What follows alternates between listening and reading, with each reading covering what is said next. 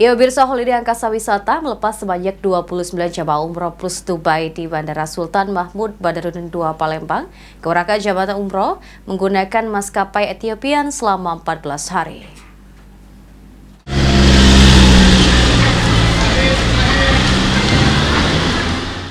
Holiday Angkasa Wisata kembali melepas jemaah umroh sebanyak 29 orang di Bandara Sultan Mahmud Badarudin II Palembang.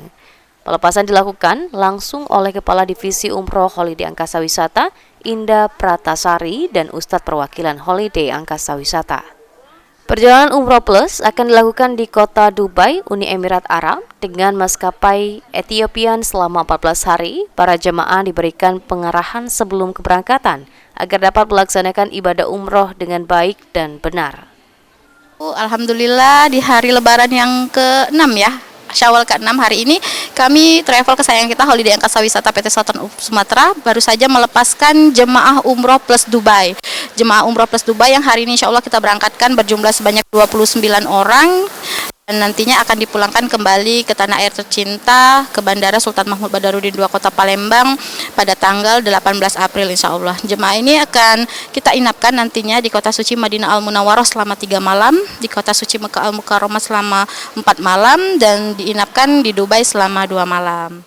Seluruh jemaah umroh didampingi oleh tenaga pembimbing tour leader dan mutawif yang berpengalaman dari Holiday Angkasa Wisata. Dan pada kesempatan ini saya sebagai tour leader tentunya dalam beberapa hal selalu memberikan wejangan atau himbauan kepada para jemaah di mana untuk mengikuti pelaksanaan ibadah umroh ini untuk selalu menjaga kekompakan dan selalu mengikuti arahan dari para tour leader maupun mutawifnya.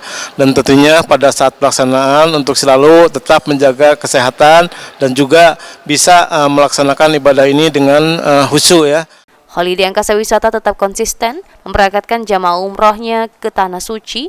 Bagi para jemaah umroh yang ingin mendaftar, silahkan langsung mendaftar ke kantor pusat Holiday Angkasa Wisata atau perwakilan terdekat.